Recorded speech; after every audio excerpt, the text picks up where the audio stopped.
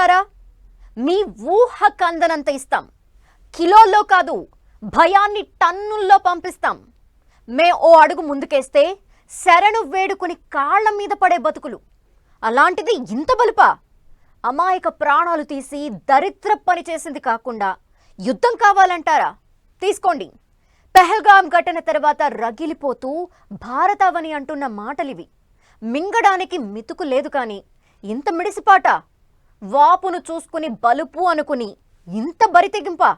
పాకీగాళ్లకు ఇంత ఓవరాక్షన్ అవసరమా అని నిలదీస్తోంది. రెండు దేశాల మధ్య యుద్ధ మేఘాలు అలుముకున్నాయి. సింహం లాంటి భారత్ ముందు వీధి కుక్కల్లాంటి పాకిస్తాన్ ఎందుకు అంతలా ఎగిరిపడుతోంది? ఇన్ని ఉడత ఊపులు ఎందుకు? భారత్ పాక్ బలాబలాలేంటి?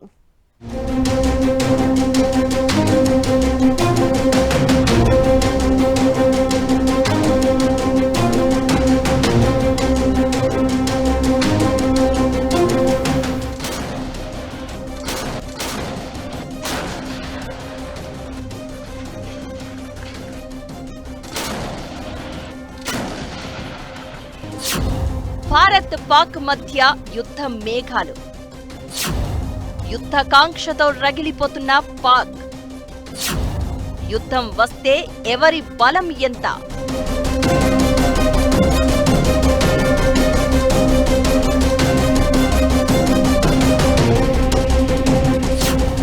యుద్ధం మొదలు పెడితే పాక్కు ఇత్తడేనా?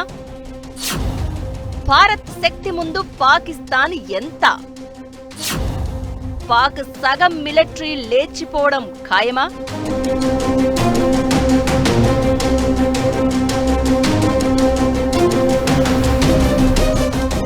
భారత్ పాక్ యుద్ధ మేఘాలు అలుముకున్నాయి. పహల్గాం బైసారన్ ఉగ్ర దాడిలో 26 మంది చనిపోగా ఈ ఘటన తర్వాత రెండు దేశాల మధ్య ఉద్రిక్తతలు తారాస్థాయికి చేరుకున్నాయి. దాడి తర్వాత భారత్ కఠిన చర్యలు తీసుకుంది. సింధు జల ఒప్పందాన్ని రద్దు చేయడంతో సహా అనేక ఆంక్షలు విధించింది. భారత్ నిర్ణయాల తర్వాత పాకిస్తాన్ ఉడత ఊపులు ఊపుతోంది. పైకి వార్నింగులు అంటూ ఓవరాక్షన్ చేస్తున్నా లోపల వణుకుతోంది. యుద్ధమే వస్తే జరగబోయేది ఏంటో పాకీగాళ్లకు తెలుసు. తమ దేశంలో పరువు కాపాడుకునేందుకు, దేశాన్ని ఏకం చేసేందుకు యుద్ధాన్ని కోరుకుంటోంది పాక్. యుద్ధమే వస్తే భారత సైనిక శక్తి ముందు పాక్ మోకరిల్లక తప్పదు. జనాభా పరంగా, సైనిక శక్తి, ఆయుధాలు, ఆర్థిక రంగం, రాజకీయ, అంతర్జాతీయ సహకారం, ఏ రంగం చూసినా ఏ ఒక్క దాంట్లోనూ భారత్తో కనీసం పోలిక కూడా చేయలేని స్థితిలో ఉంది పాకిస్తాన్.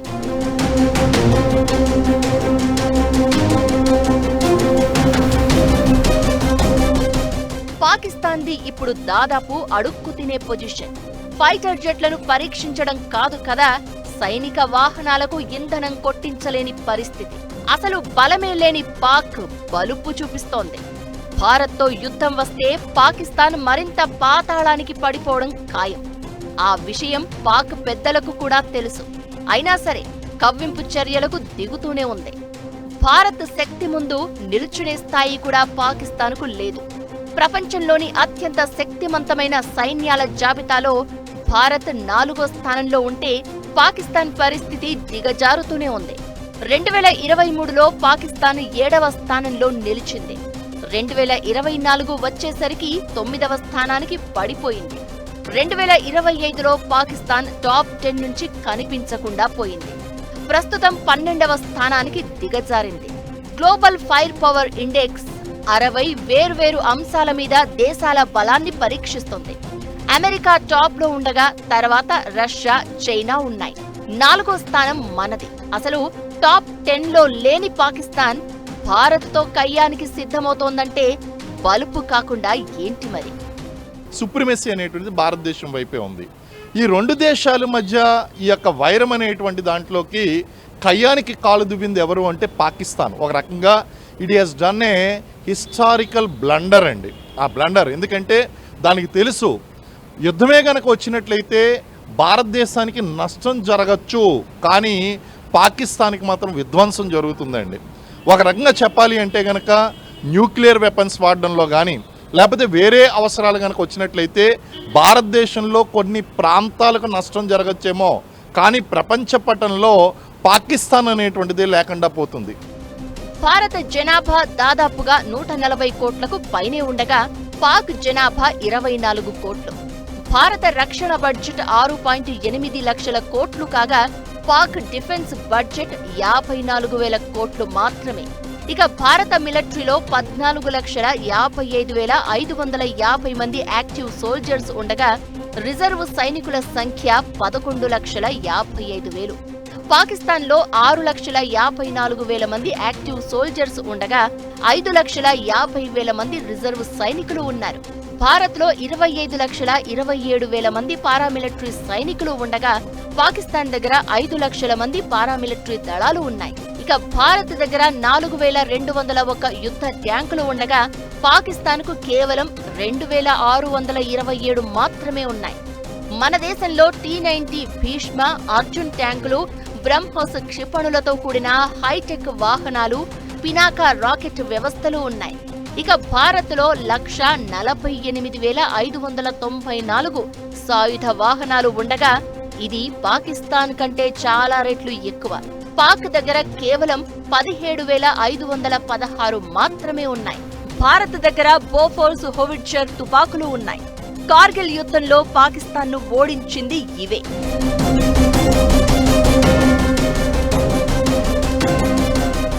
వైమానిక దళంలో భారత్ సూపర్ స్ట్రాంగ్ గా ఉంది. భారత్ దగ్గర మొత్తం 2,229 ఎయిర్ క్రాఫ్ట్లు ఉండగా అందులో 600 ఫైటర్ జెట్లు, 831 సపోర్ట్ ఎయిర్ క్రాఫ్ట్, 899 యుద్ధ హెలికాప్టర్లు ఉన్నాయి. పాకిస్తాన్ దగ్గర మొత్తం 1,399 విమానాలు ఉండగా వాటిలో 328 ఫైటర్ జెట్స్. ఇక పాక్ దగ్గర ఉన్న వార్ హెలికాప్టర్లు 373 మాత్రమే. భారత్ దగ్గర అటాక్ హెలికాప్టర్లు 80 ఉండగా పాక్ దగ్గర 57 మాత్రమే ఉన్నాయి. భారత్ దగ్గర 6 ఏరియల్ ట్యాంకర్లు ఉండగా పాకిస్తాన్ దగ్గర 4 మాత్రమే ఉన్నాయి. ఇండియన్ ఎయిర్ ఫోర్స్ దగ్గర రాఫెల్ తో పాటు Sukhoi Su-30 MKI, Mirage 2000, MiG-29 fighter జెట్లు ఉన్నాయి. బ్రహ్మోస్, అస్త్ర, రుద్రం, నిర్భయ్, ఆకాష్ లాంటి క్షిపణి వ్యవస్థలతో అమర్చారు. పాకిస్తాన్ దగ్గర JF-17 థండర్, A-16, మిరాజ్ వంటి యుద్ధ విమానాలు ఉన్నాయి.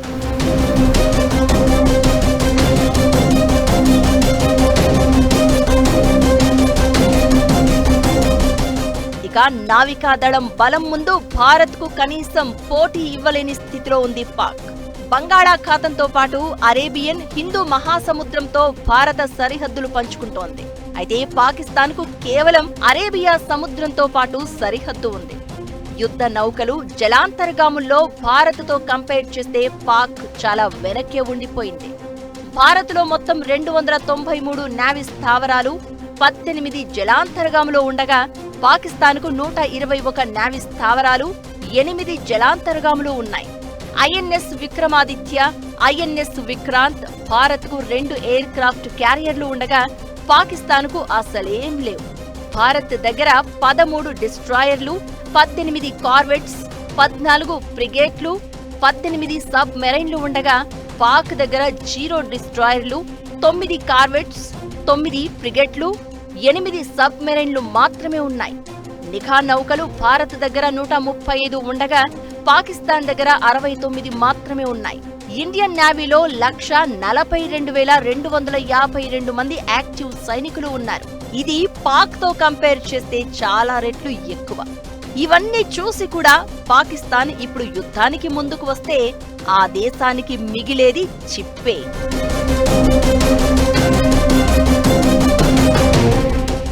మీలా ఉడత బెదిరింపులు కాదు, భయం ఎంత భయంకరంగా ఉంటుందో చూపిస్తాం అన్నట్లుగా పాక్ వైపు భారత సైన్యం దూసుకుపోతోంది. అసలు ఇండియాకి సైన్యం పరంగా పోటీనే కాదని, పోటీ ఇవ్వలేమని తెలిసి కూడా పాకిస్తాన్ ఎందుకు తోక జాడిస్తోంది? 2 దేశాల మధ్య యుద్ధం తప్పదా? అదే జరిగితే ప్రపంచ రాజకీయం ఎలా మారే అవకాశం ఉంది?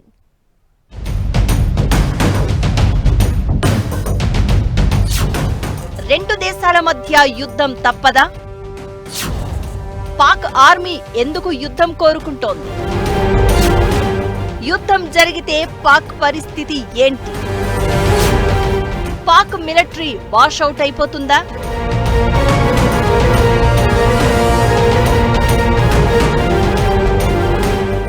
భారత్తో కంపేర్ చేస్తే పాక్ సైనిక పరంగా చాలా వీక్.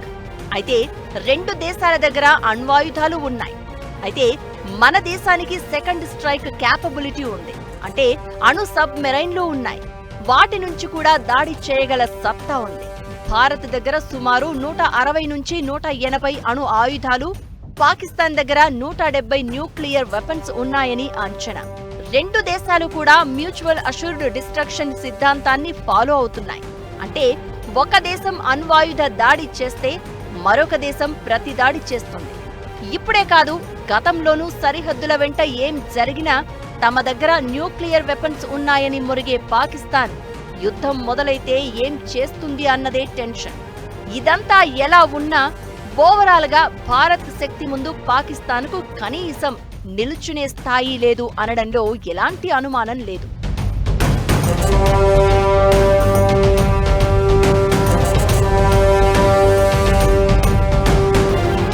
అతిపెద్ద ఆర్థిక వ్యవస్థ, అధిక మానవ వనరులు, అత్యాధునిక ఆయుధాలు భారత సైన్యాన్ని శక్తివంతంగా మార్చాయి. యుద్ధానికి దిగితే పాకిస్తాన్ ఎక్కువ కాలం భారత్ను ఎదురించడం సాధ్యం కాదు. 1947, 1965, 1971 మరియు 1999 కార్గిల్ యుద్ధాల్లో భారత్ సైనిక ఆధిపత్యాన్ని చూపించింది. 1971లో పాకిస్తాన్ నుంచి బంగ్లాదేశ్ను విడిపించింది. పహల్గామ్ ఉగ్రదాడిని భారత్ చాలా తీవ్రంగా పరిగణిస్తోంది. ఈ దాడి చేసిన ఉగ్రవాదులు ఎక్కడ ఉన్నా తీసుకువచ్చి మట్టిలో కలిపేస్తామని స్వయంగా ప్రధాని మోదీ తీవ్ర హెచ్చరికలు చేశారు.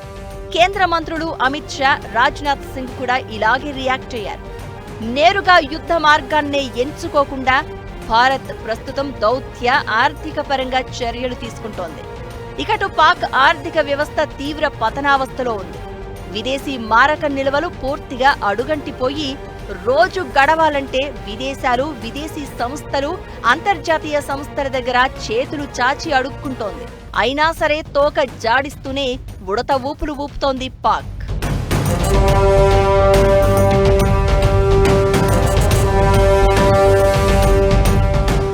ఇకటు పాక్లో అనేక రాజకీయ, వేర్పాటువాద సవాళ్లు ఉన్నాయి.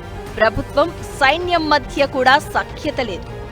ఒకవైపు ప్రత్యేక దేశం కోసం ఎప్పటినుంచో డిమాండ్ చేస్తున్న బలూచిస్తాన్ ఇటీవలి కాలంలో పాక్కు పెద్ద తలనొప్పిగా మారింది.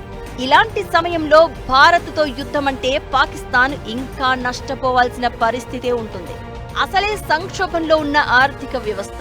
పాక్ యుద్ధానికి దిగితే మరింత దిగజారే అవకాశం ఉంటుంది. ఇది పాక్ను మరింత దివాళా తీసేలా చేస్తుంది. ఇకటు ఇండస్ వాటర్ ట్రీటీ సస్పెన్షన్తో నీటి కొరత తీవ్రమయ్యే అవకాశం ఉంది. వ్యవసాయం, ఆహార ఉత్పత్తిని దెబ్బతీస్తుంది. పాకిస్తాన్ యుద్ధానికి దిగితే సామాజిక అస్థిరత, ఉగ్రవాద గ్రూపులు బలపడడంతో పాటు శరణార్థుల సంక్షోభం పెరిగే అవకాశం ఉంటుంది. ఇక పాకిస్తాన్కు చైనా మద్దతు, భారత్కు అమెరికా, రష్యా దేశాల సపోర్ట్ ఉండడంతో ఈ సంఘర్షణ ప్రాంతీయ సమస్య నుంచి అంతర్జాతీయ సంక్షోభంగా మారే ప్రమాదం కూడా ఉంటుంది. పాకిస్తాన్ ఆర్థిక వ్యవస్థ అనేటువంటిది తిరిగి కోలుకోలేనంత విధంగా దెబ్బపడుతుంది. అదేవిధంగా భారతదేశం మీద కూడా కొంత ఆర్థికంగాను, అలాగే జన నష్టపరంగాను, అన్ని రకాలుగాను కూడా కొంత ఎఫెక్ట్ అయితే పడుతుంది. కనీసం ఒక 20-30 సంవత్సరాల అభివృద్ధి అనేటువంటిది వెనక్కి వెళ్ళిపోతుందండి. ప్రపంచ దేశాల్లో చూడండి, ఇప్పుడు భారత్ అనేటువంటిది ఆర్థిక శక్తిగా ఎదుగుతుంది. ఈ ఎదుగుతూ ఉన్నటువంటి సమయంలో ఈ యుద్ధం అనేటువంటిది వస్తే పాకిస్తాన్కి సమూలంగా సర్వనాశనం తప్పదు. భారతదేశం మీద కూడా కొంతవరకు ఎఫెక్ట్ అనేటువంటి పడుతుందండి. మతం ప్రాతిపదికన ఏర్పడిన పాకిస్తాన్లో ప్రస్తుతం పరిస్థితులు దారుణంగా ఉన్నాయి. జనాలకు తిండి దొరకడం లేదు. ఆర్మీ బడ్జెట్ వారి జీతాలను మాత్రం పెంచేస్తోంది. దీంతో జనం రగిలిపోతున్నారు. తాము వేరు పడతామని బెలూచిస్తాన్ ఉద్యమం చేస్తుంటే ఖైబర్ పంక్తుత్వా, సింధ్ రాష్ట్రాలు కూడా పంజాబ్ జనాల ఆధిపత్యాన్ని సహించడం లేదు. ఇలాంటి పరిణామాల మధ్య దేశం జనాలను ఏకం చేయాలంటే యుద్ధమే మార్గం అన్నట్లుగా పాకిస్తాన్ భావిస్తున్నట్లు కనిపిస్తోంది. భారత్తో యుద్ధానికి దిగేందుకే పహల్గాం ఉగ్ర దాడికి పాల్పడినట్లు తెలుస్తోంది. పాక్ ఆర్మీ చీఫ్ ఆసిమ్ మునీర్ మాటలు చెప్తోంది అదే. కశ్మీర్ జీవనాడి కోసం, దానికోసం పోరాడుతున్న వారికి సాయం చేస్తామని చెప్పాడు. పరోక్షంగా ఉగ్రవాదానికి మద్దతు పలికాడు. పాక్లో ప్రస్తుత విభజనను మతం పేరుతో ఒక్కటి చేయాలని చూస్తున్నాడు. కావాలని భారత్తో యుద్ధాన్ని కోరుకుంటున్నాడు. అయితే భారత్ సీరియస్ గా ఉంది. అంతు తేల్చేందుకు రెడీ అయ్యింది. ఇదే పాక్ వెన్నులో వణుకు పుట్టిస్తోంది.